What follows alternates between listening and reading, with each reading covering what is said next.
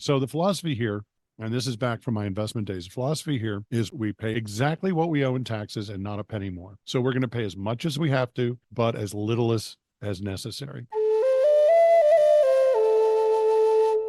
Hi, and welcome to the Creative Solutions Podcast, where we interview cutting-edge creative artists, entrepreneurs, and innovators who are changing the world. We also bring you tips and techniques that you can implement. This episode is brought to you by my favorite productivity hack, the Brain FM app, this podcast's hosts, Podbean, as well as my book, Speak From Within. Hey there, this is Isolde with a special announcement. I know that you're excited about this week's guest. I am too, but you need to hear this before we get into the episode. While Eric Henning teaches general principles of money and does individual business coaching, he cannot and does not provide investment, tax, or legal advice. Please consult a professional licensed in your place of residence for specific tax, legal, or investment advice. Hello, and welcome to the Creative Solutions Podcast. I'm your host, Isolde Trachtenberg. It is the second Monday of the month, which means it's Money Monday with the special guest, Eric Henning. Eric is a financial expert as well as a professional magician, and we're here the week before tax day to talk to you about things taxes. Before we get started, though, you need to know neither one of us is an accountant. Please check with your professionals before you do anything. But these are things that we're about to talk about because it is tax day coming up, that we have found to be some best practices, things that you need to be thinking about if you are any kind of a freelancer, performing artist, creative artist, or even business owner. So here we are, and let's get to it. Money Monday with Eric Henning. Hi, Eric. Welcome. Well, hi there, Isolde. Glad to be back. I'm so glad that you are back. This is one of those things that the topic that we're going to have today is something that used to fill me with fear. Now it fills me with trepidation. Sometimes it still makes me want to run screaming for the trees, but I've got a better handle on it than I used to. And that's because I've developed some systems that let me do it. But I want to talk to you about it. I want to get your expert opinion on this entire facet of being a business owner who's also a performing or creative artist. But before we get started with that, how are you? How are things going? I'm doing okay. I'm getting over a bad chest cold. No big deal. But busy. Yeah, it's been great. We're Washington Magic is doing well. We're getting ready to do a special benefit performance for the Arts Club of Washington in June. And yeah, I'm pretty excited. Finishing up my second book, Son of Tips, which is the things that you don't learn from magic books and DVDs for children and family performers. I mean, it's basically the brain dump of everything I learned in 40 years of doing magic for families and children. Wow. That I know that there will be a lot of people lining up to get that book. That is fantastic because those kinds of, I've lived there, I've done it, I've worked through it, I've figured out how to fix the things that went wrong, tips are crucial for people who are just coming up so they don't have to make some of the same mistakes we made as we were learning these things. You said 40 years. Talk to me about that. How much has what you do evolved and changed between Oh, my when you Lord. started and today? Okay, well, I've actually been doing magic professionally, part-time and full-time for 52 years in this Wow. past February.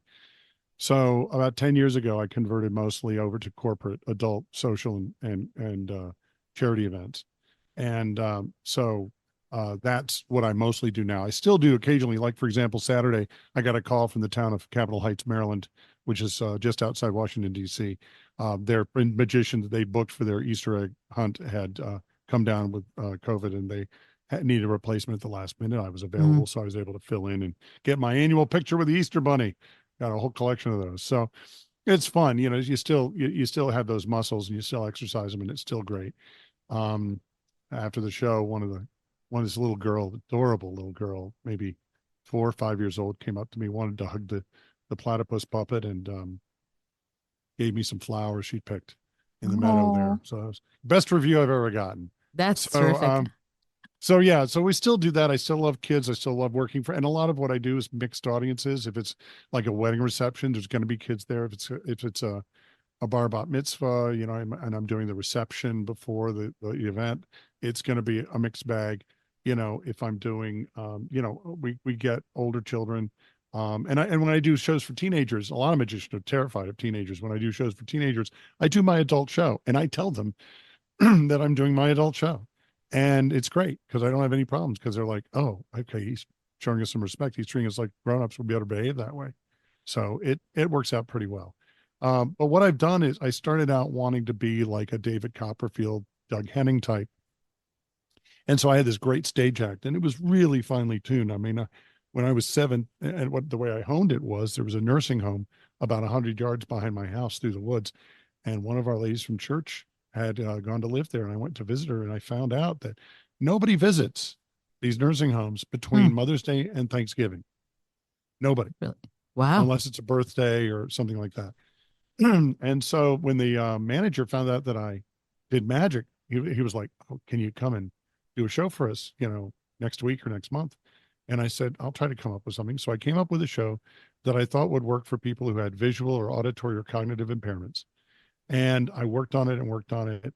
And I did it. They loved it. They said, great, can you come back next week and do a show? And I said, well, I can't. It takes me longer than that to come up with a new show. And he said, who said new? Just come Huh. back and do the same show. Nobody cares. They're just happy to have you. And so I ended up doing the same show every week during the summers from when I was 14 to when I was about 16 for about 3 summers. Wow. And it got to the point where when I was 17 and I got booked by Maryland National Capital Park and Planning to do their daycares around Prince George's County, Maryland.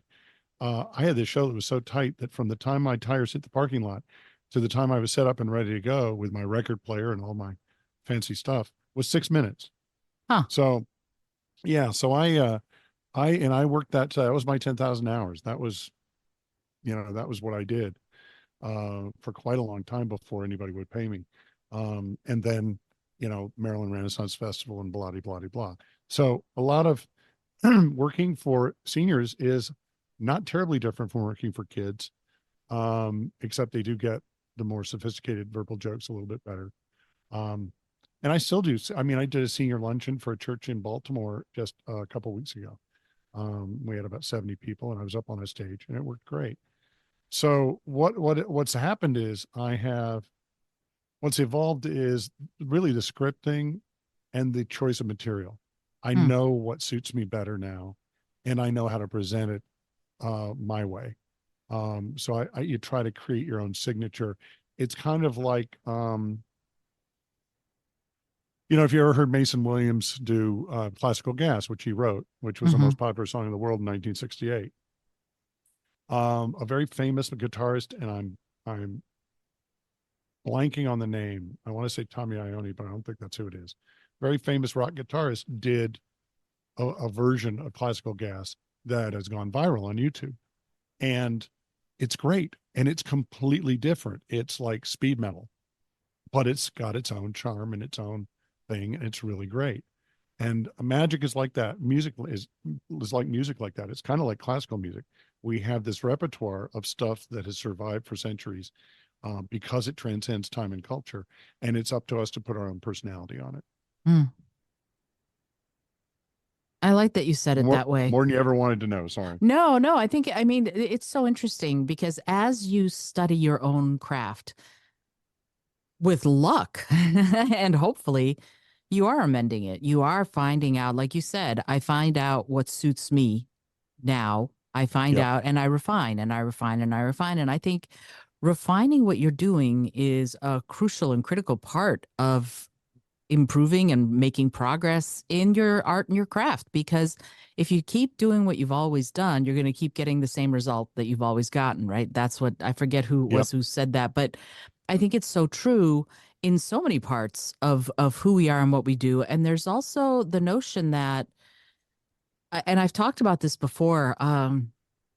Elvis Costello famously complained that everybody always wanted to hear Allison when when he went to perform live, and he's like, the song is 25 years old. I would really like to be able to sing some of my new stuff, but all people want to hear is my old stuff. And I thought to myself, wow, when I read that, I was like, wow, that's so fascinating, because I want to hear his new stuff, but then you have to start thinking, what has he been working on and how has he refined it? And is his creative muse the same stuff that I want to be listening to?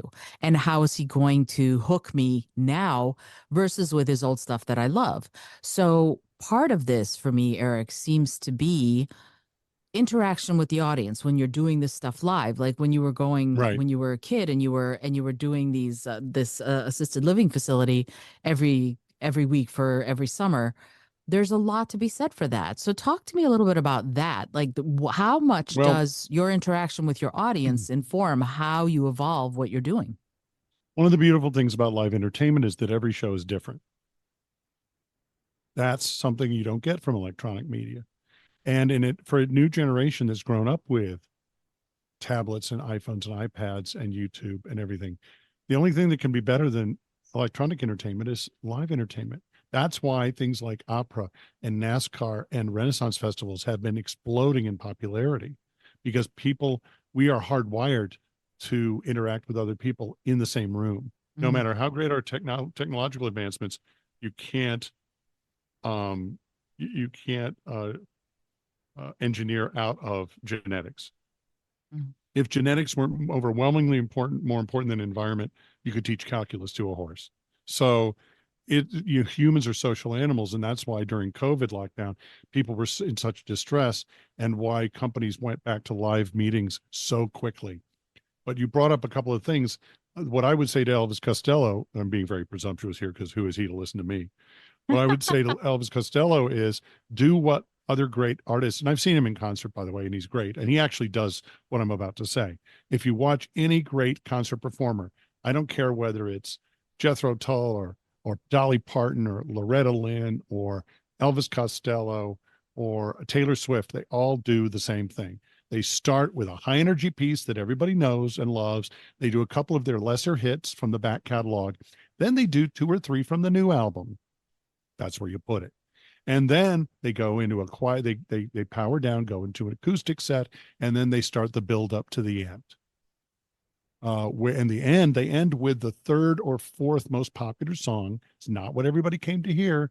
They're not quite satisfied. And then they say, good night, everybody. And they walk off the stage and people go crazy and stomp and cheer and clap until they come back. This is known as the fake encore. They come back and now they do the number one and number two songs that everybody loves that they came here to see. And now everybody's happy.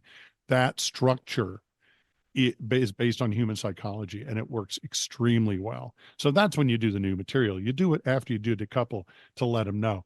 But we get this in magic too. I mean, I had one client for 6.5 years, a corporate client that had me 2 to 4 times a month coming in to do magic in a private dining room for their VIP clients, 30, 40 people in a private dining room.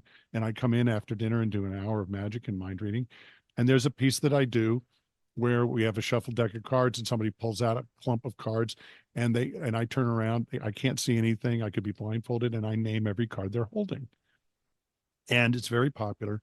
And there were a few times when somebody who had already seen me would come back to one of these dinners, and if I didn't do that number, they'd come up to me and say, oh, I really was hoping you would do that.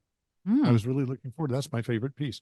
When audiences tell you that, keep it in the show. sure. When audiences tell you, I really like that. There's a piece that I do that's the oldest trick in my show. It's at least 3,000 years old. It goes back to the ancient Babylonians. I have a pitcher of water that it's like a carafe, and I pour water out of it, but there's not much. And I take a drink, and then between routines, I keep pouring water out of this empty carafe, and I just don't comment on it really. I just kind of do it. And the main reason I do it is because I need to take a drink. These restaurants and hotels are just suck the moisture right out of your body. But at the end of the show, without fail, always somebody, usually a man, one person will come up and they will, that was a great show. Where the hell did all that water come from? Because it was just bothering them the entire show, which is Mm. hilarious. So you never know. So I do gauge by audience response and what people tell me. And if somebody's seen me a little bit and they know kind of what I do and they tell me, yeah, this is really, really good. I like this one a lot better than some of these others. I kind of pay attention to that more than what magicians might say to me. Um, so, but the other thing is, in terms of improving, if you're a performing artist, it's easier than ever. It's easier than it's ever been to to improve your performance, because every one of us that has a smartphone is carrying around a high quality video camera. And so you get one of those little tabletop octopus tripods and you record every show that you do. And Sure. then you watch yourself. And then after the paramedics have revived you, you sit buckle down and get to work.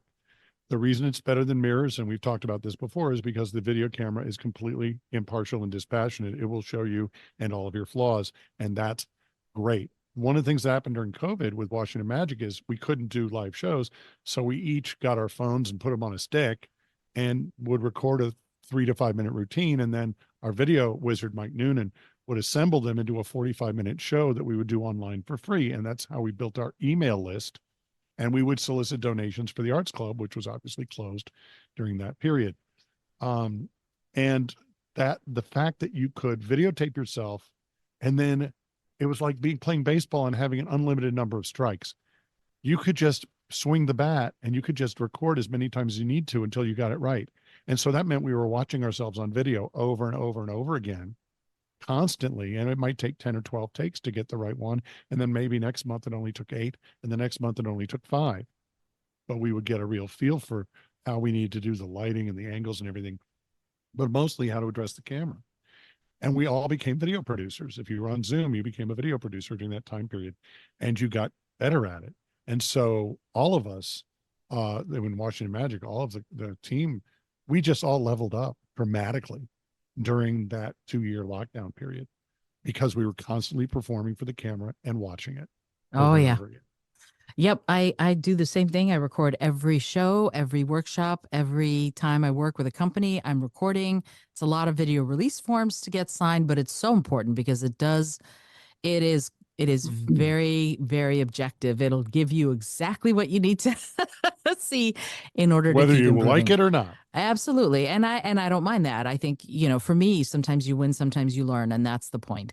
So, all right, that's real. I appreciate you saying all of that because So this is the requisite 20 minutes of meandering before we get into the meat of the thing. See, this is the but problem, is old as you and I, like, we like to talk about these ideas so much. They're just, I mean, we could just go off and do 20 episodes in one take. yeah, and what's funny though? I don't think that this is meandering. I think reminding ourselves about these kinds of facets of being creative business owners is really important. This is something that Oh, yeah. we need to be thinking about all the time. And yes, we do need to be thinking about our topic for the day and try to think about it daily if possible so that you can make it so that you are not tearing your hair out on April 14th like I used to do. But it is something for us to think about and to be aware of, but also to act on. And so let's get to it. I want to talk about, actually I don't, but we need to. Let's talk about taxes. Eric, you have a lot of really specific ideas about taxes for the creative business owner and the freelancer. I would love to just start. You gave me an outline, which I love. And I would love to start with just the first sentence that you wrote down: pay as much as you owe and not a penny more. Okay, so here's the philosophy. There are a lot of people who are like, I want to pay the least amount of taxes, and I'm going to really get as close to the line, or I'm going to cross the line to do it. I'm going to do some things that are a little bit hinky, might get me into trouble, probably won't get caught. IRS is underfunded. And that's a philosophy that is guaranteed to give you some major trouble down the And road. ulcers.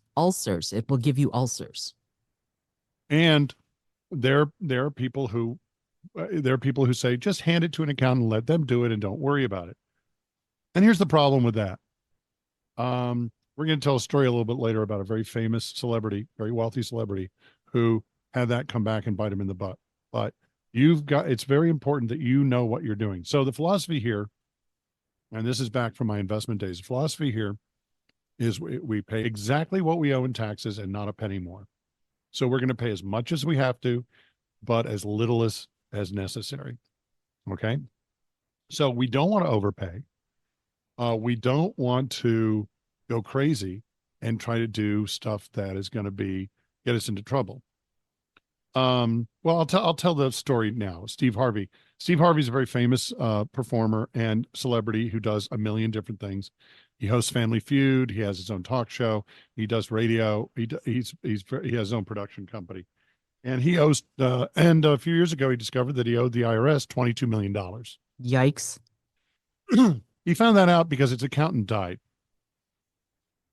And they found a big box with piles of canceled checks in it. The checks that he had written to his accountant, that the accountant was supposed to deposit and then pay the IRS out of, the accountant was taking that money for himself and living really well. So The he was accountant, cheating him.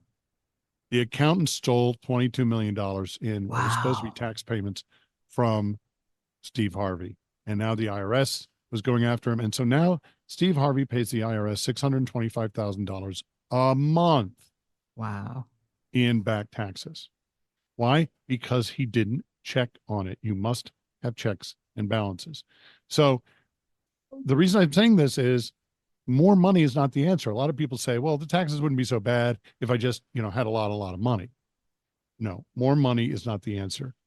If you're not organized when you're making $10,000 a year or $100,000 a year, you're not going to be organized if you're making $10 million a year. It's just a bunch of extra zeros at the end. And not only does the money multiply, your problems multiply. So you got to get organized. And if you are in a position where you're not yet ready to go full time and you're not making that much, this is great for you because it means you have the time to get this put together, get your systems in place before you get into trouble. So one of the advantages of having a fledgling business that you're trying to get off the ground is you can put these systems into place now before it becomes an issue. But here's how our system works. And this is an unfortunate thing, but it's just reality. Okay. We have to pay our taxes as business owners before we know how much we owe. And in fact, everybody does. Everybody, if you get a salary and you have taxes withheld, you're paying basically an estimated tax. And then you don't really know what you owe until you file your tax return.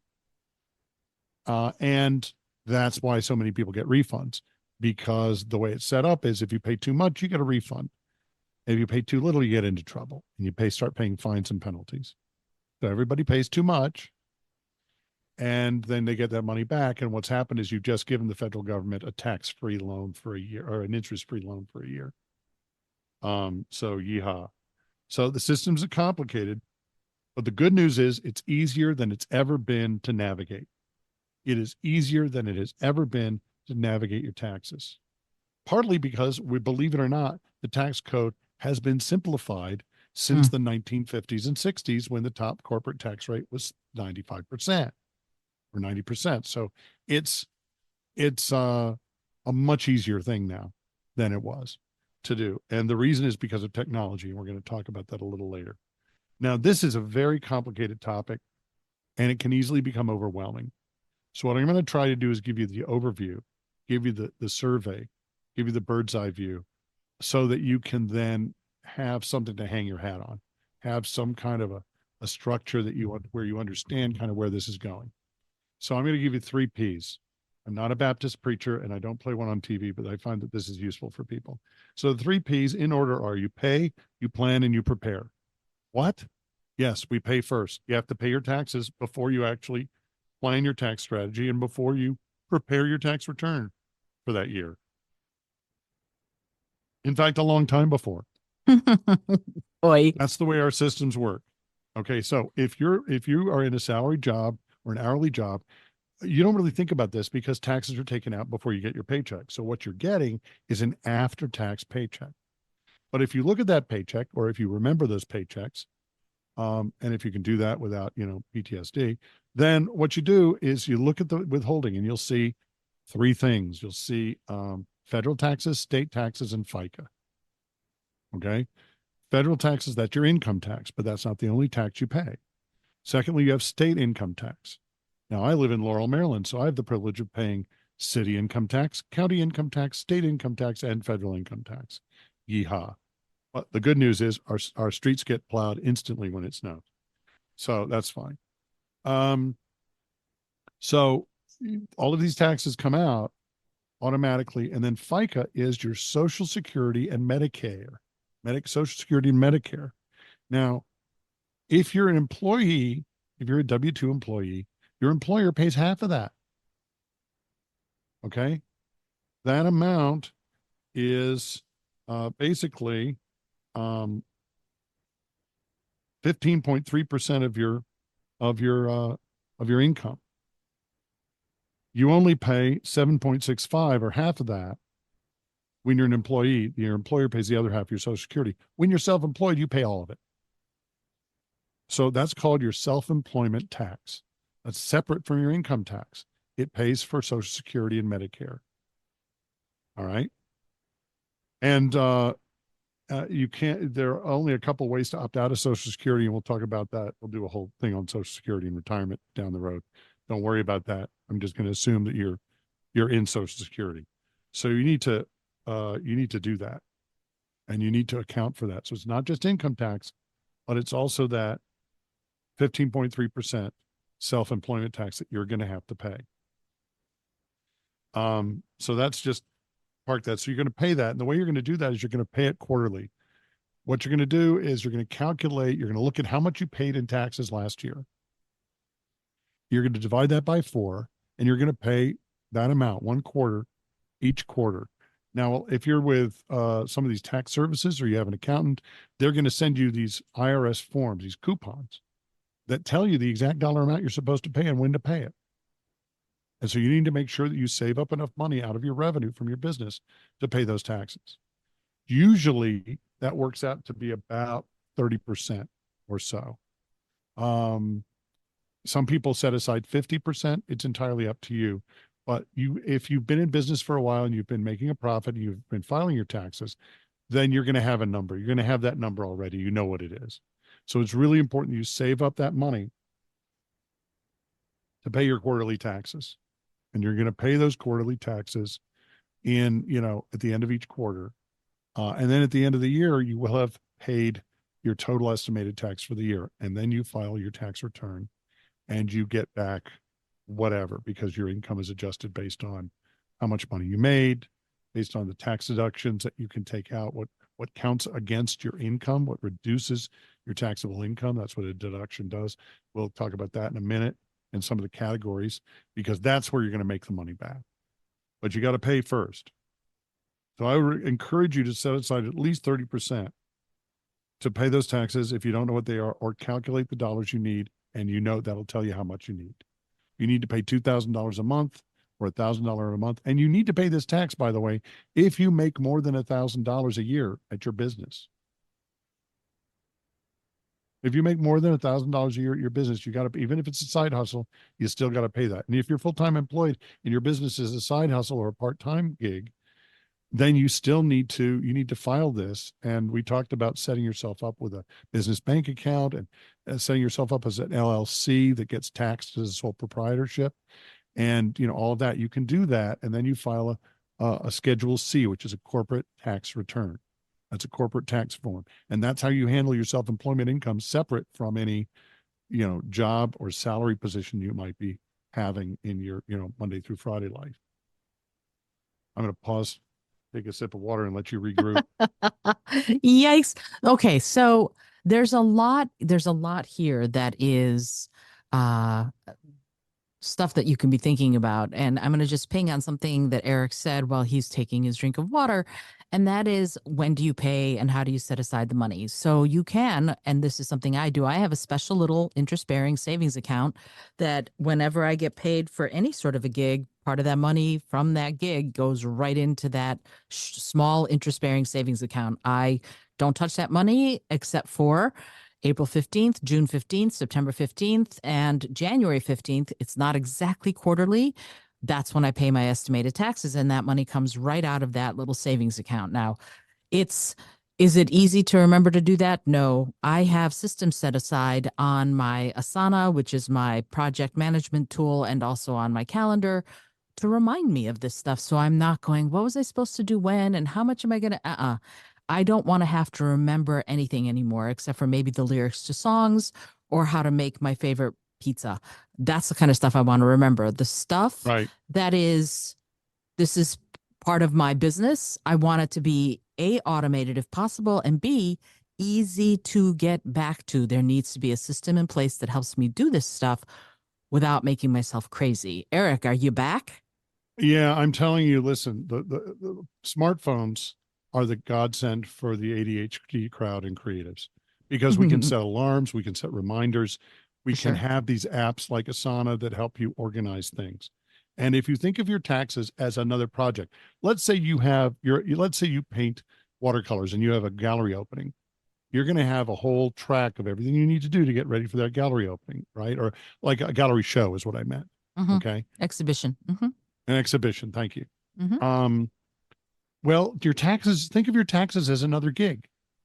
Think of your taxes as another gig that you do. Like it's a show that I do, or it's a regular show that you do 4 times a year on April 15th, June 15th, September 15th, and January 15th of the following year. That's when we pay our quarterly taxes. That's when we need to get them into the IRS.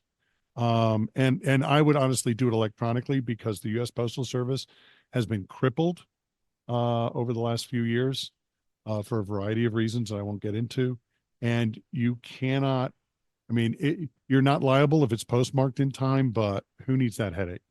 Yeah, and The the IRS IRS has made it makes it pretty so easy. easy. Yeah, the Yeah, they make and it very easy to pay them money. And by the way, the IRS.gov website is one of the most user-friendly, helpful websites there is. Don't be afraid.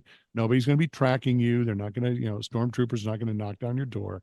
It's, but they have all of that, and you can always call somebody who's really smart about these things to help explain it to you if you still don't get it. But they really place a priority on explaining this stuff in plain English and giving you the forms you need. It's super, super, super easy to do that kind of stuff. And you can download all the forms and then fill them out. A lot of them are fillable PDFs, right? They're forms that you can just have on your computer and then type in everything and then print it out.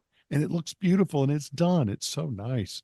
So it doesn't have to be super, super challenging or difficult in terms absolutely, of what you're going to be absolutely. doing. And the But you do have to states, pay quarterly. yes, and the states too. There are times Yeah, there you have to remember that if you live in a state that has state income income tax, tax. you're going to have to do the same thing. In New York, makes it super easy. They have a little form you can fill out right on the website that, this is what I made, this is what that, and then it tells you how much you have to pay, and then you can just pay it. Yeah, you know, but you download the forms and you mail it in or you do it electronically. The other thing is a lot of the state tax systems are designed to key off of what your federal tax is. So if you pay this much in federal tax, it'll give you a number and say, okay, 10% of that is now going to be state tax or whatever percentage. They'll calculate it based on your state tax. And if you're with a company that does like TaxSlayer or TurboTax or any of those online companies, you can absolutely, it'll do all of that. You just type in your numbers and it'll do all the math for you and it'll enable you to pay that electronically through the website. Very, very easy. Or it'll help you print out the forms if you want to write a check. What's a check? Don't do the checks. Don't do checks. Bad I, idea. I don't Um, I don't think I have checks anymore, which is yeah, that's well, yeah, it's interesting. great. It's crazy. Did I tell you the story about I think I told this story about former owner of the Dallas Mavericks, Mark Cuban, Yes, you who did. one of his employees, yeah. So we don't use checks. Okay. So that's the pay. So we got to set up and pay. And there are a lot of tools to enable us to do that. And again, if you have your previous year's taxes, then you just go off of that. It's pretty easy. Okay. Secondly, plan. Now this is where we get into the meat of how we're going to get that money back. And we're going to plan our spending based on uh, what we can deduct. In other words, my strategy, the simplest strategy is you've got a separate business bank account, hopefully by this time. All of your revenue goes into that account and you might pay yourself a dividend or some income out of that, but all of your expenses are going to come out of that bank account, that business bank account. The business is paying its own expenses. This is really important. Ideally, it's a one-way street. Ideally, the business revenue goes in there, you pay your expenses and you pay yourself out of the business account. You're not taking money out of your personal account to fund the business. Now, that may not be where you start out. A lot of us start out funding the business out of our own pocket, and that's fine. Sure. That's okay. Those expenses are still tax deductible. They're still tax deductible. So, for example, I just pay everything related to the business out of the business bank account. If I'm putting gas in my car to go to a gig, it comes out of the business account. If I'm eating a meal on the road, it comes out of the business account. If I'm meeting with a client, it comes out. Any expenses related to that come out of the business account. Car repairs, dry cleaning for my costumes, repairs of costumes, purchasing of costumes, purchasing of things like microphones, sound systems, tables, magic equipment, anything that's going to be a capital expense, a computer. These are all tax deductible when you use them for your business. And I have these things that are dedicated exclusively for my business. Um, Consumables. There are things, there are production items, there are throw streamers and things that are consumables that might need to get replaced because as I use them, if you're cutting and restoring a lot of rope, sounds counterintuitive, but yeah, you're going to need to replace some rope after a while. Absolutely. And the So same goes for whatever kind of creative or performing artist you are. If, for example, for me, if I buy a new guitar that's going to be used on strings. stage, strings, sheet So music. so this is good. So okay, so this is a good example of this. The guitar is a capital expense. It's an investment, and you can write it off the same year you buy it, 100%. The strings are a recurring expense. They're just kind of a maintenance thing, right? Because you need to buy new strings periodically. Mhm. And the same thing. And sheet music is would be considered like books or educational materials, which are tax deductible. So when I There, buy magic books, mhm. that's tax deductible.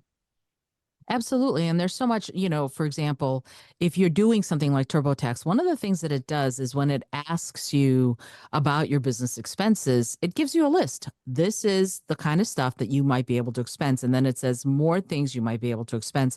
And it gives you a whole list. So if you're not sure, yes, of course, check with your accountant. I said that before, I'll say it again. But if you're using one of those electronic filing apps, something like TurboTax or one of the others, you can look and see if the kind of thing that you are using for your business is listed and what category you're going to need to put it in. And I know that they used to have an now there's an office supplies and there used to be an office equipment for this year. There is not an office equipment. It changes every year. So you want to stay on top of this stuff, even if you don't know it fully, like Eric knows it fully and I do not, but you do want to start looking at what kind of expenses it's going to be so that when you're tracking your business purchases throughout the year, you're able to give yourself a leg up and categorize and tag whatever it is you bought for your business so that when it comes to tax time, it's easier to figure out where things need to go. Eric, keep on going. Right, exactly. And so that's really really important. You can, for example, um, just there again, there are different categories of tax deductions that you get for small businesses, and you can look up. There's a quick web search will give you that information. Indeed.com has a great page about top 16 tops tax deduction. For example, you can deduct, I'm just going to go through this really quickly, but you can look this up on your own. Startup costs, like, for example, advertisements for a grand opening, costs of training employees or paying instructors for training, fees for conducting studies to explore market conditions, labor supply and competitors, money paid to consultants or attorneys and accountants, travel expenses related to establishing relationships with suppliers. There's insurance you can write off: your business auto insurance, your business continuation insurance, your health insurance, your property insurance, liability insurance, life insurance used for succession planning. That's an exception. You got to be careful there. Malpractice insurance if you're in an area that requires it. Utilities, if you anything that's exclusively used for your business. If you have a telephone line or a cell phone that's just for your business, you can write all of that off. Cable TV that's just for your business. Anything internet, landline telephone service, anything that's used exclusively for business, you can do that. That really applies mostly to companies that have a physical store or a location or a warehouse. But those are tax deductible. Now, people know about the home office deduction. That's basically if you own a home, it's only if you own a home, and you can deduct the cost, the percentage of your annual home costs related to the square footage of that piece of your house but you must use that exclusively for business. Exclusively for business. Okay. So if you have a party in your office, that blows it. unless it's a party for your business. I was going to So say, there are businesses that have holiday parties. That is still part of your business. it's still part of your business. That's right. But the point is, if it's an office in your home, if it's that part of the room, you can deduct your mortgage interest and your home insurance and whatever percentage that is.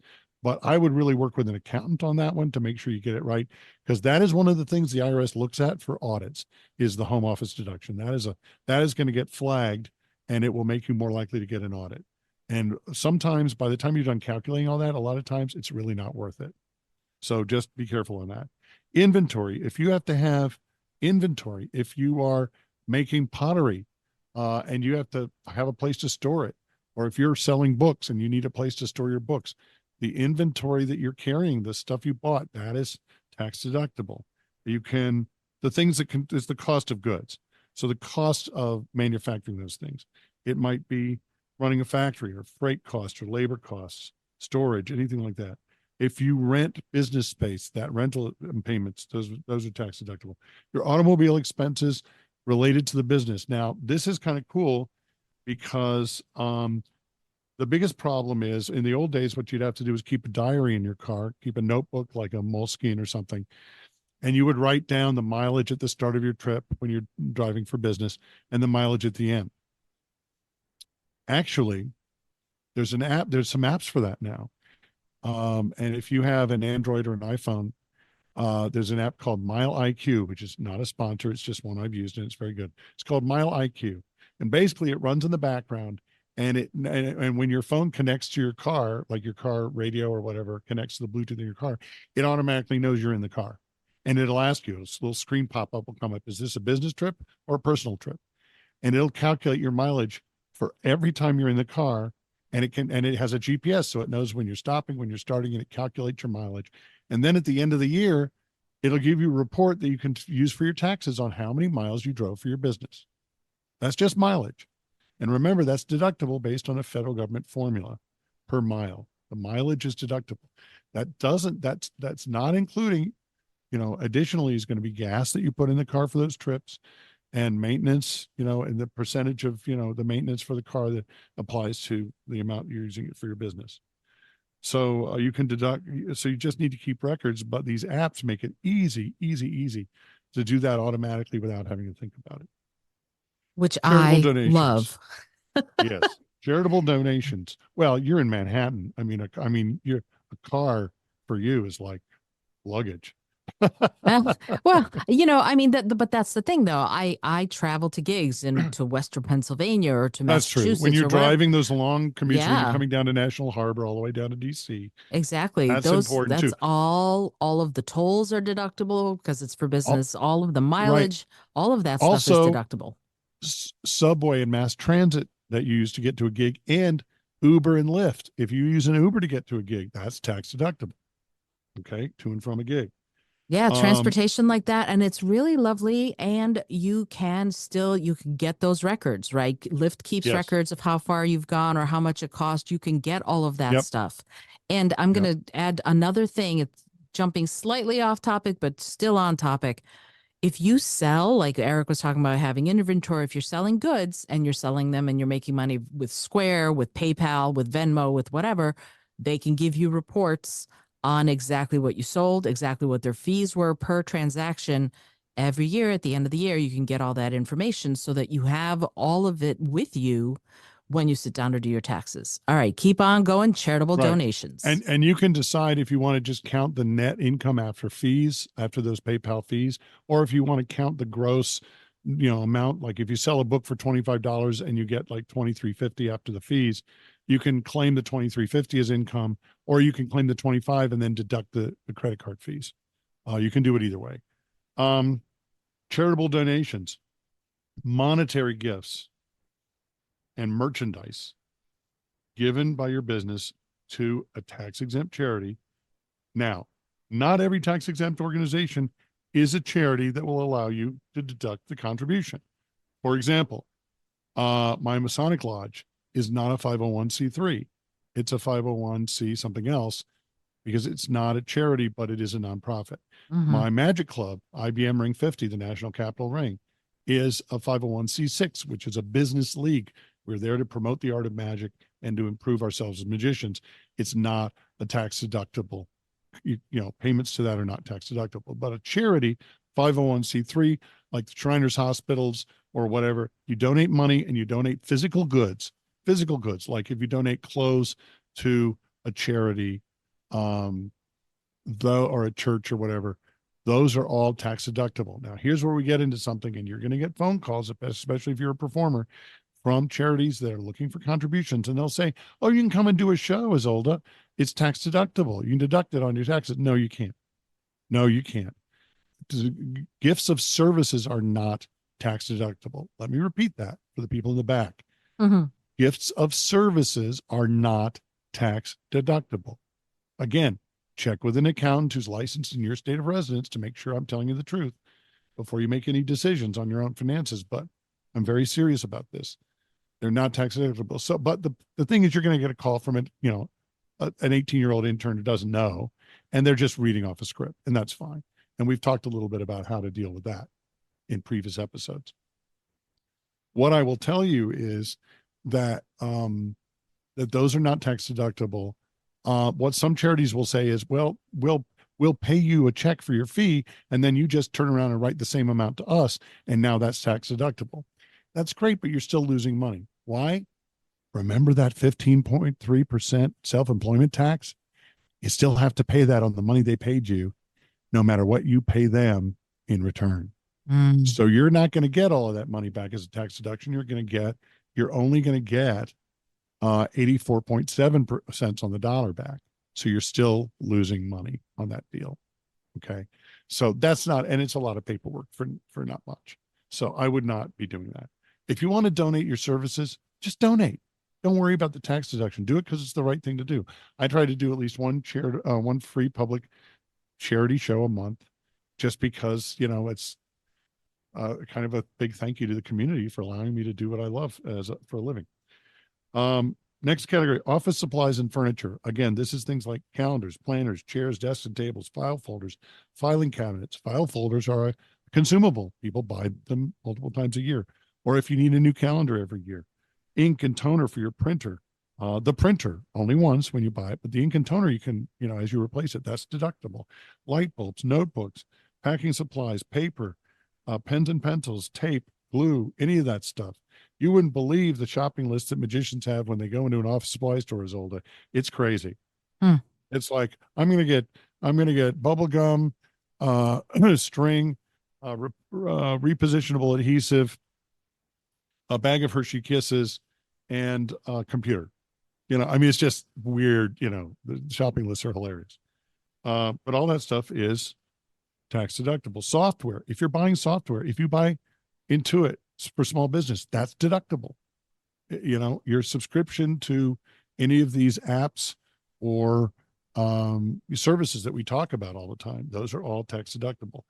And you do it on an annual basis. A monthly subscription, pay it for the year, save yourself some money, and then just gives you one number to worry about instead of 12.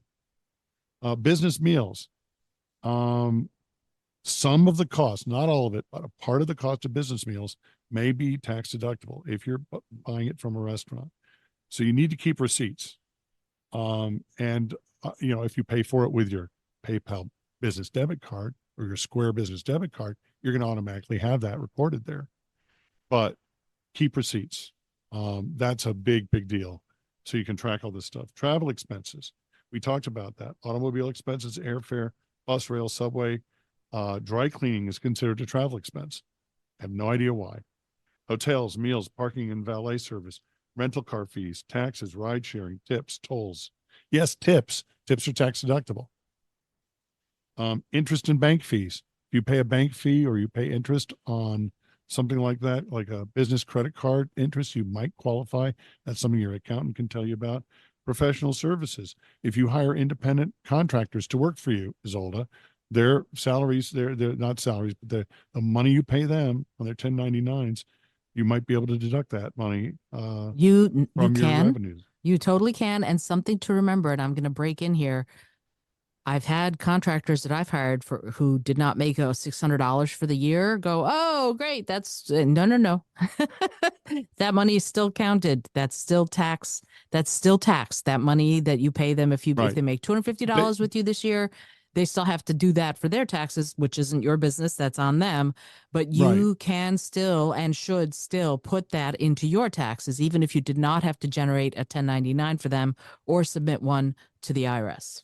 Exactly. So you would do a 1099 NEC form as the employer or the contractor in this case, the person that's hiring.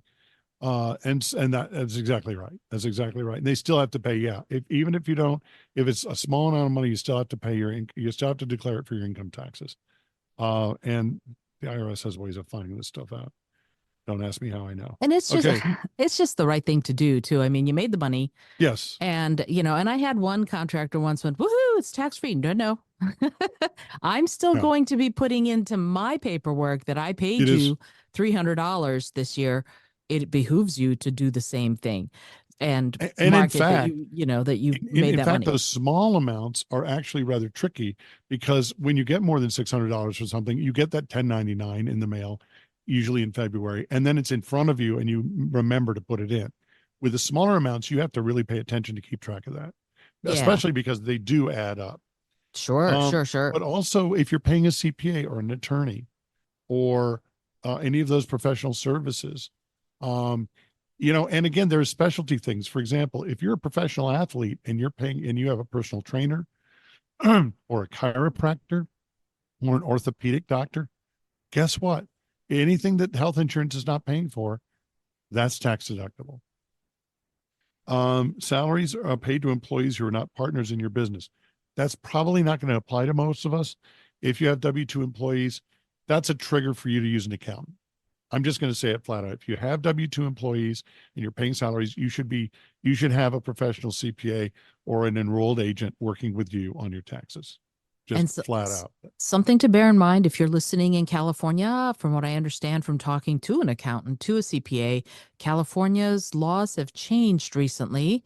And you need to talk to an accountant and see because now apparently it's even hard to like be a TaskRabbit person in California because Right. any pay for any fee for work situation, it's becoming a W-2 situation. In other words, Right. They're taxes trying to get spiking up. rid of gig Right. work as a Right. category in California. Yeah. That now that doesn't affect your federal taxes. That's California. That's for state taxes. But it's really worrisome because the federal government doesn't like having a patchwork of regulations all over the country for things like this.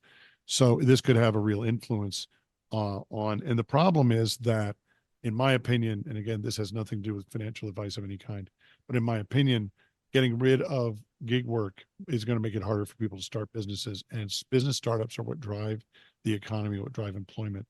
And one of the things that's been great about gig work, particularly in the internet age, is that we've had this massive increase in the number of businesses started by women and minorities. It's been remarkable.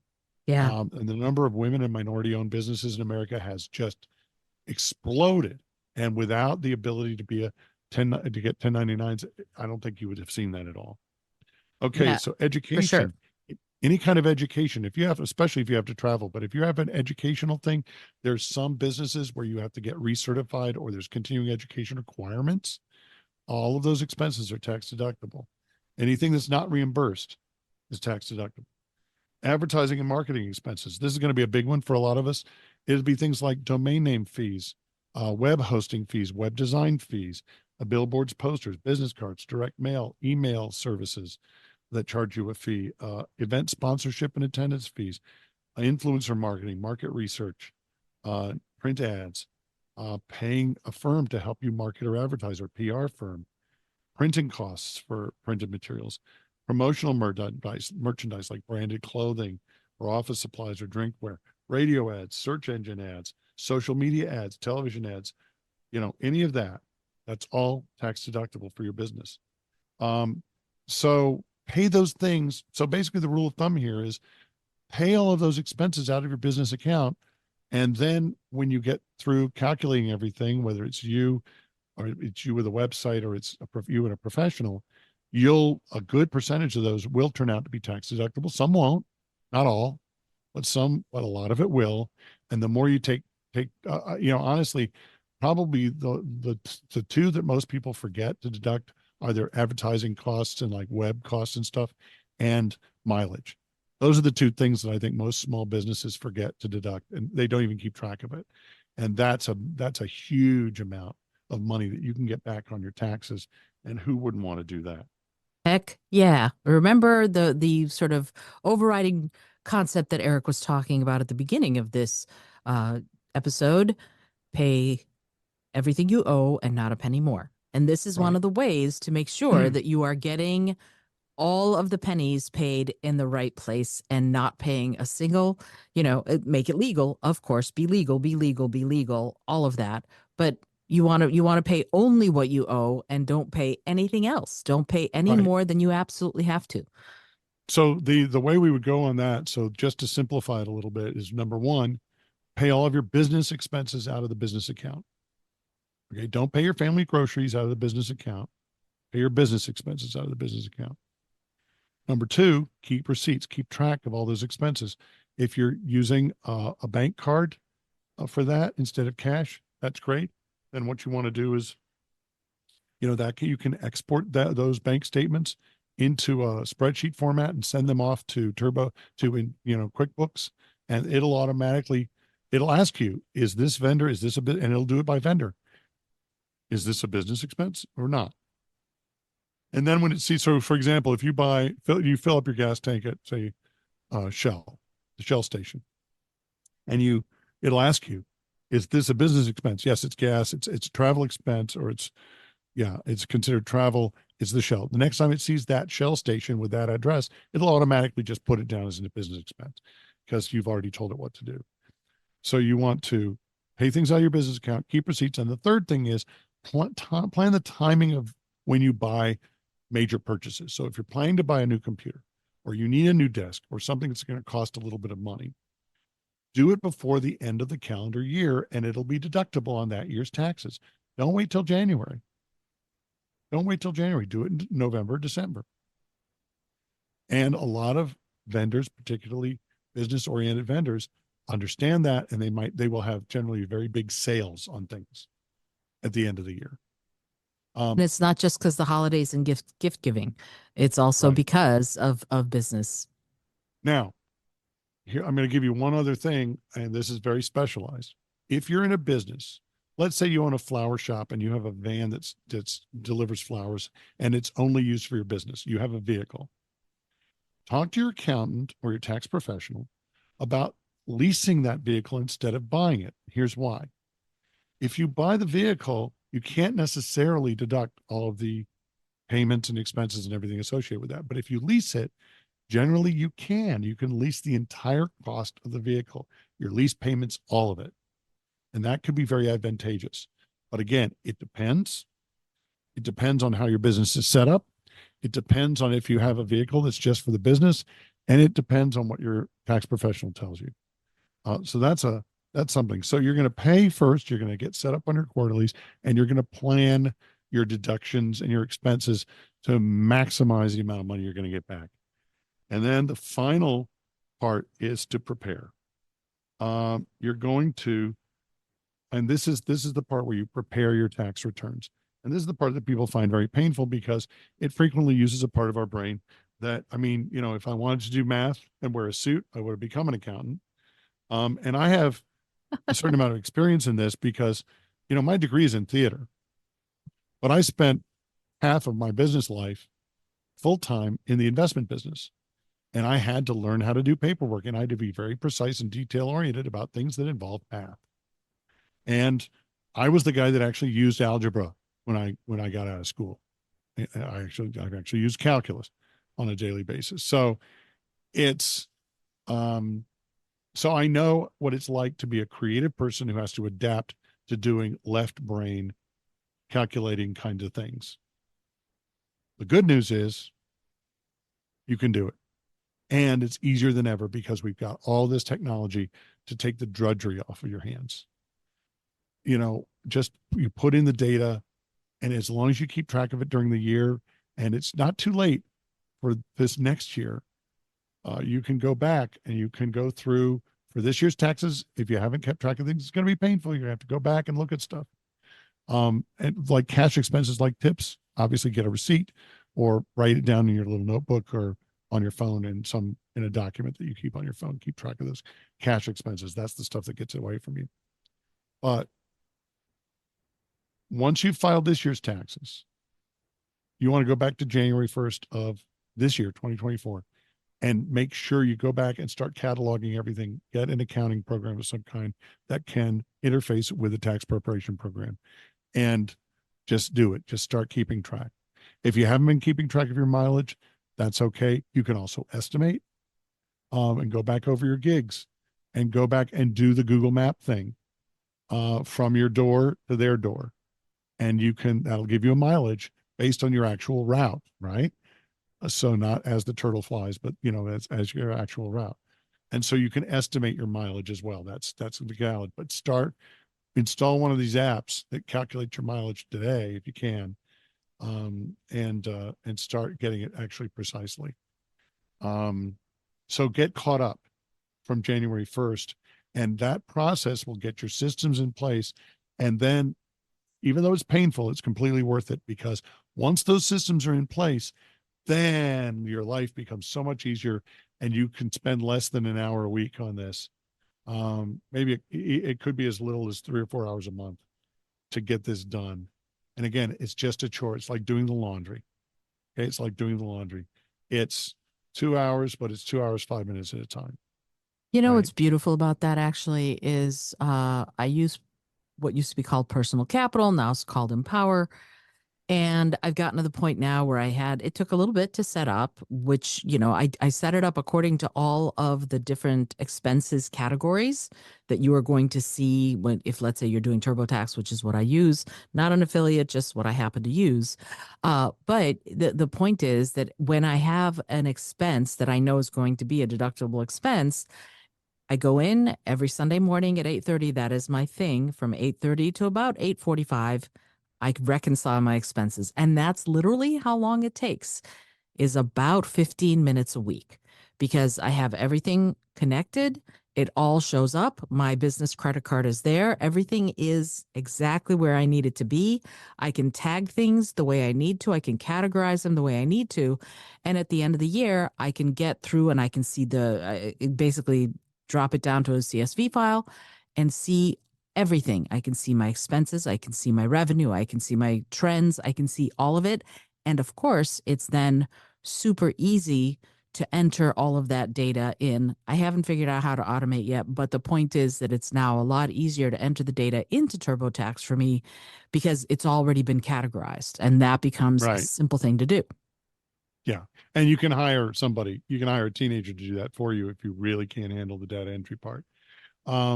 So yeah, absolutely. It's the best thing to do. So when you're preparing rather, automate as much as you can. The setup is painful, but it's worth it. Use professionals if you need to. That's fine. Now, if you're using a software, the professional will love you. If you're getting all this stuff done with the software, it means that they have less work to do, which means your fees will be a lot lower, and they will love you for it. You'll be their favorite client. But you can also, because you're not using them to do the grunt math, ideally, you're using them to give you the advice, the strategies and tactics you're going to need to make sure that you're paying what you owe, but not a penny more. You still need to check their work and make sure it's correct. I remember when I had finally made partner at my investment firm, I got to a point where it was really more complicated. I was getting quarterly bonuses and things. It was really hard for me to do my taxes, or I just didn't have time, honestly.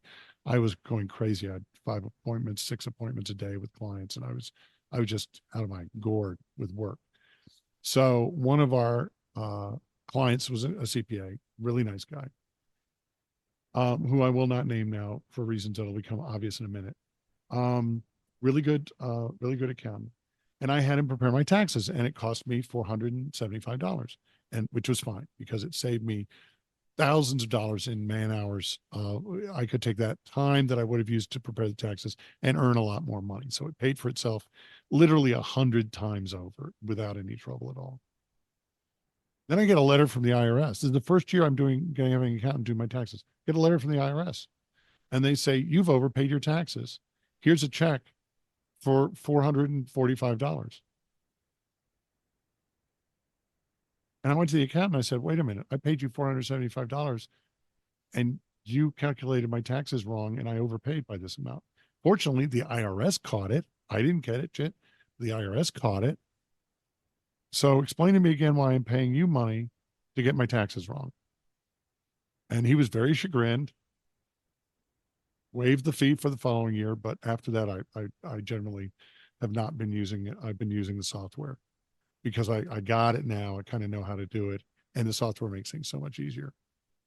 And to be quite honest, the accountants are happy because they would like, if you're not making a bazillion dollars a year and don't have really complicated taxes, they would rather that you used the software and then they can help, they can double check your work, sign off on it, and you can make sure that you're doing everything the way it's supposed to be done. It's just a really good double check. And that doesn't cost a lot of money. It doesn't. Double checking your tax return that you've already prepared does not cost a lot of money as compared to giving them envelopes full of receipts and having them do everything from scratch. So they would rather have less work to do Sure. for a lower income client who's not going to be paying that big a fee to begin with. They would rather spend their time on the big, fancy stuff where people are dealing with multiple corporate entities and interlocking boards of directors and all that stuff, where that's where their expertise really shines the most. That's where they make their most money. So I think, we want to get to the point where you're doing your own taxes and the accountants and the tax professionals or an enrolled agent. You don't have to have a CPA. You can have an accountant who's not a CPA do your taxes. The CPA is only required for a company that is publicly traded. A lot of people don't know this. A publicly traded company is the only company that's required to have a CPA audit their taxes and audit their books. That's why it's a certified public accountant. And so a CPA will cost more than a regular accountant that's not a CPA. And they will cost more than an enrolled agent or an EA. An enrolled agent is a person who is qualified to practice before the IRS. In other words, they can do your taxes, they can give you tax advice, and if you've got it audited, they will go with you to the audit. Or better yet, they will go to the audit. It's better if you never go to the audit. Send your accountant or your tax attorney or your enrolled agent to the audit without you. Don't ask me how I know. I love that. So that's it. So you need to check their work because you don't want to be Steve Harvey and owe $22 million in taxes because your accountant ripped you off. And you don't want to be paying an accountant to get your taxes wrong. What's interesting about all of that is that it's so much of this ends up being sort of personal responsibility and also personal courage, right? So I'm hearing you talk and I'm kind of going, yes, absolutely, absolutely, yes, absolutely. And the thing is that we're not taught this, right? In school, we're not being taught how to manage our taxes, how to even balance our checkbooks, for Pete's sake, right? A lot of school systems are doing financial literacy education, but it usually doesn't involve this kind of stuff because they're not trying to teach people how to be business owners. They're trying to teach people how to be worker bees. Right. And if you are a performer of any kind, you're not a worker bee, you're a business owner. So please bear that in mind. But if you are me, if you are like me and this kind of stuff overwhelms you, and I know that Eric just gave you a masterclass in all of this in the last hour, please understand that the overwhelm is real and I get it. Bite off small chunks. If you don't get it done all this year or even all next year, do what you can. Hire someone, use the software, start small, and if you get like I do, I get overwhelmed with this stuff, and it took me about 5 days, not working all the time. I would take frequent breaks and play guitar. I'd go for walks just because it is overwhelming for me. Now you might be like, oh, he told me what to do. I know how to do it. I'm going to contact my CPA, blah, blah, blah. I'm ready to go. But if it is overwhelming, you're allowed to step back and you're allowed to go, okay, what can I do right now? So much of this is mindset and so much of this is remembering the IRS is not interested in throwing any of us in jail.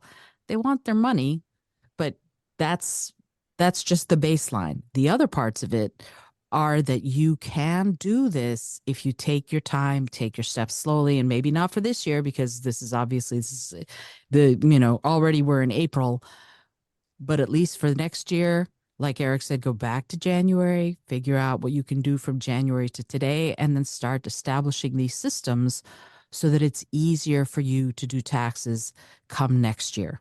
And I'm going to tell a quick story before we wrap up and before I thank Eric for all of this incredible information.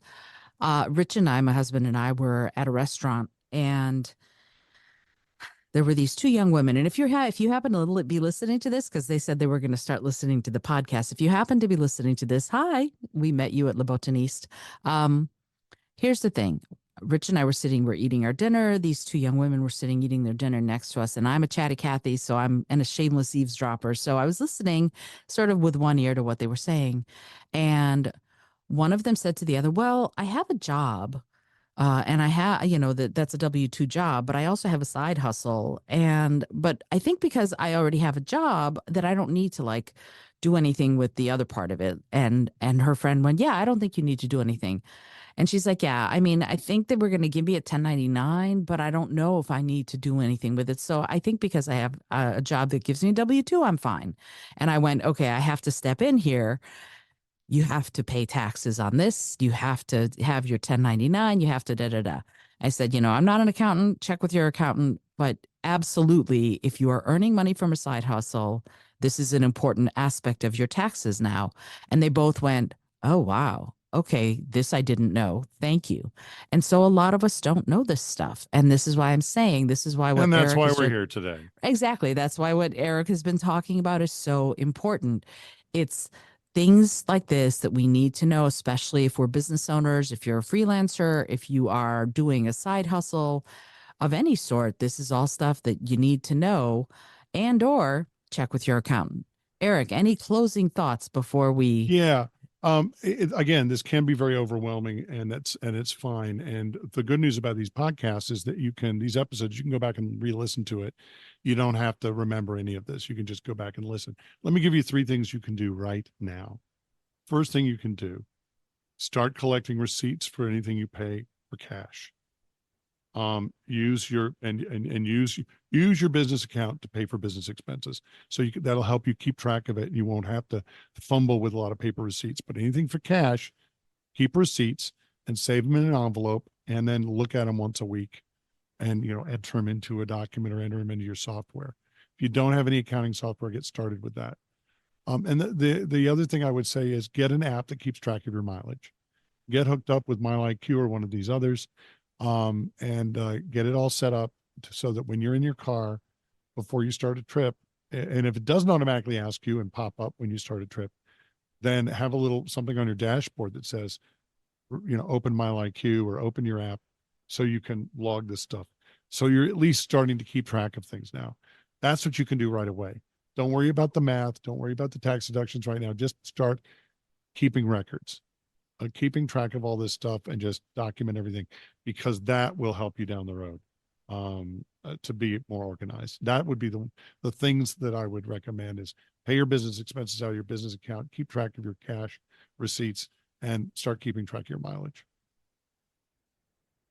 there you go. Ta-da, you can start there.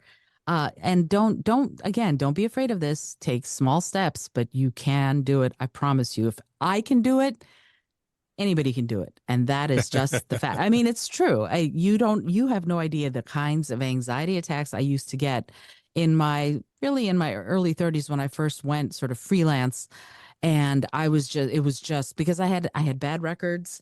I had all of my receipts We've in all been manila there. folders, and I was just not, and every year March brought hives. It just did. It wasn't allergies, it was hives from having to do taxes. So, but now I have a system and I love my system and I use my system, and you just And have to that's the remember, beauty of it.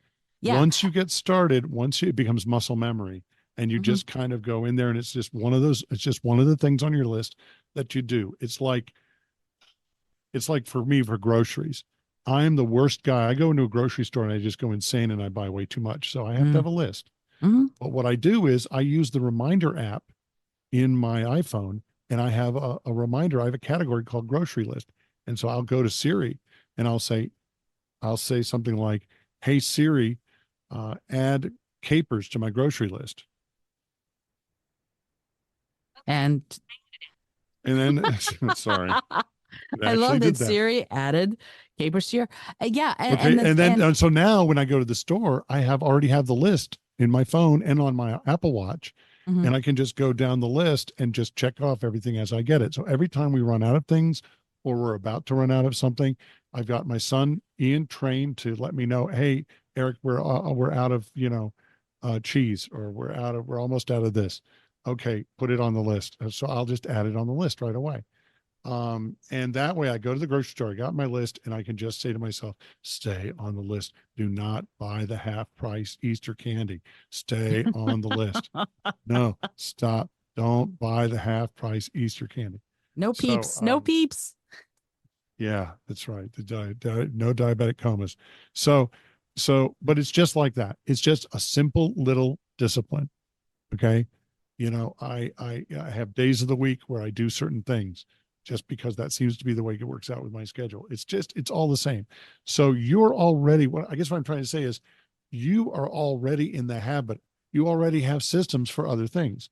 This is just one other thing you need a system for. That's all. You already have systems for other things in your life that you're trying to deal with and that you need to do on a regular basis. This is just another system. And once you get it in place, it's great. I'm looking forward one of these days to having a shortcut on my iPhone. It's like, you know, "Hey Siri, do my taxes." And it's no, stop Siri. No. And Be careful what you say there, Eric. yeah, do my taxes. And it's going to be like, "Yes, the Yikes. Martian, the federal marshal's on his way to handcuff you." No. Yeah, and again, like for me, it's I use Asana and I have a little task that's every week that just says reconcile, and it's due every week at 8:30. I get a little prompt, "Hey, you have to reconcile your expenses," and I go and It's I exactly like, it's like doing laundry or doing the groceries or brushing your anything teeth. like that. Got to change the sheets on the bed, wash your sheets. It's just like, it's that mundane. Hmm. And we have the systems now and the technology now to make that much less painful than it used to be. And so I would say, please take full advantage of that. It really is easier than it's ever been. It's not great, but it's as right now, it's as good as it's better than it's ever been. So use those resources, locate professionals in your area that can help you. There are also a lot of organizations, and your local government or state government may have classes that you can take for free on Hmm. tax preparation, And or I they have, may have classes oh, go for ahead. small business owners on how to do your taxes. The local chamber of commerce may have speakers or classes on that. There are a lot of free resources that can help you with this sort of thing. Yep, absolutely. And here in New York, I know that I have friends who are CFAs and CFPs and CPAs, which are certified financial analysts, certified financial planners, and CPA folks, certified public accountants, who do pro bono taxes. They actually give like 2 hours or 3 hours every week. And they are there for people who don't know how to do them or who have questions or whatever at different parts, at different especially if libraries, things like that. especially if you're just getting started and your revenues are and your income is low, or if you're a senior citizen. The you can It's great to take advantage of these. And you'd be surprised, Isolde, how many seniors are starting businesses. Oh, not at all. I wouldn't be surprised even a little. And in fact, just so you know, next week's episode is all about career change in midlife. That's something that I'm looking at right now is if you're Oh, wait retiring a minute, you didn't and put it on my schedule here. I'm the guy, man. I went yeah, from being an investment advisor to doing magic full time at the age of 46. So yeah. And it's, I mean, it's an important thing. A lot of people, especially after COVID, are going, what is it I really want to do? So this kind of career change and going into a more entrepreneurial frame of mind is happening all around us. And if you're one of those people, this episode's going to be really much for you. So listen on April 15th. This has been amazing, Eric. You are incredible for giving all of this fantastic I'm happy information. to help. I know how much this stresses people out. I know how challenging it is.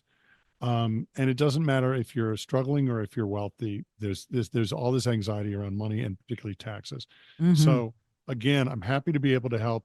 I hope we pointed you to some resources that will help you. There's a lot of things you can get on Google searches, but again, there are all kinds of free resources in your community that can help you get this stuff all set up. You can probably even find classes on things like QuickBooks and TurboTax that will help you get set up. So, please take advantage of those. That's why they're there. And remember, there are organizations like Lawyers for the Arts and Accountants for the Arts that are out there. You can find them too for if you are an artist of some sort, that there are resources like that that are available to you either for free or very much a reduced cost. So be aware of that. Eric, I would love it if you would just give a quick rundown of where someone who wants to know more about you, the work you're doing as a magician, and also the work you're doing with the Money Arts Academy, where can someone find you? Okay, so I'm easy to find. I'm on the web at erichenningmagic.com. Our next Washington Magic shows are going to be April 25th, day after my birthday, and May 4th. April 25th, our show is Classics of Magic. May 4th, it's going to be Magic Around the World. And then we have a special show on June 22nd, which is a fundraiser for the Arts Club of Washington, which is still trying to rebuild its kitchen after the terrible fire they had. And Mm. they're really trying to get them funded so they can basically, and I know this is a boring phrase, but they're going to try to build it back and make it better. They're going to try to build it, make it really, really good. And that takes quite a bit of money, especially when Mm. you're dealing with an historic building that was, built in 1802. Wow. So, and used to house a president. So yeah, it's a big deal. So we're going to be doing a fundraiser on June 22nd. Then they're going to close down for 2 months and reopen with a brand new kitchen in September. We're very excited about that. That's awesome. Um, I am available for adult, corporate, social, and charity events in the Metro DC area for the right money. I can travel. Again, erichenningmagic.com. You can see what some very nice people have had to say about me and what I do. If you're a performing artist in particular, or any kind of art professional, I've worked with photographers and magicians and all sorts of different people, then I would be happy to talk to you. If you basically, I'm working on some books, but I'm also working on a YouTube channel that's not up, not going yet. But what I'm going to try to do is give advice in snippets, in easy to digest, bite-sized pieces, for free on YouTube, so people understand, hey, this guy knows what he's doing, and to help people. And I do have a few coaching slots available for people who want personal coaching. If you go to moneyartsacademy.com and you set up an appointment and use the code Izolda, Izolda, your free 30-minute consultation instantly becomes a free 60-minute consultation. Awesome. So we can figure out where you are and what you need. And if you don't, and if I can't help you, I'll try to point you to somebody who can, because this is really, it's a business, but it's also a labor of love, because I'm trying to get this need out there in the community taken care of. So that's where we are. So erichenningmagic.com, and I'm sure the links will be in the show notes, and moneyartsacademy.com. And I will see you, I guess, Isolde, I'll see you in a month, unless you're Yep. coming down to DC, and please let me know. No, I'm not going to be in DC for a little while. I'm going to be in upstate New York next week or right now for the eclipse. It's, if you're listening to this on Monday the 8th, I am outside somewhere, probably in the snow, trying to eclipse hunt. If it's the 8th of April, I have things coming up here in New York City, but nothing that is going to be letting me travel until June, but I will be letting you all know about that really How can they fun thing find out where later. to see you, where you're going to be appearing? Oh, nowhere public for a little while. Nowhere Oh, not public. so it's I private events for the moment. Private events for the next 2 months. Yes, unfortunately, nothing public for a little while. Okay. The coaching is great and I love it, and the workshops that I'm doing on communication and creative leadership are fabulous, and I'm having a great time with them. But Oh, those tend to be sort of for private events. So sure. if you are working for a company that needs to improve the way people communicate so that they can work together better and with more harmony, you let me know. I would love to come in and help you make that a reality. Until next time, this is Isolde Trachtenberg reminding you on behalf of Eric Henning and myself that this show is here for your entertainment and also for your education, but always consult your professionals. And you're going to hear the little, I can't think of the word right now, disclaimer at the end. But I do want to remind you that this is about us as business owners being responsible for ourselves and taking the reins of our life and our work in our own hands so that we can actualize and do the work that we're meant to be doing and the work that's closest to our hearts. Until next time, Eric, thank you so much for being here for Money Monday. And I am Isolde Trachtenberg for the Creative Solutions Podcast, as always, reminding you to be bold, be creative, and most of all, be kind.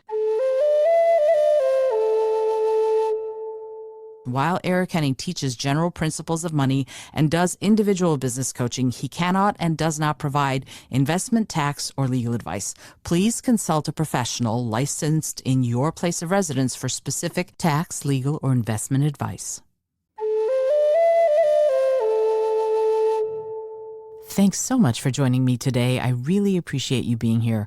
Please subscribe to the show if you're new, and it would mean the world to me if you told a friend about it. Today's episode was produced by Isolde Trachtenberg and is copyright 2024.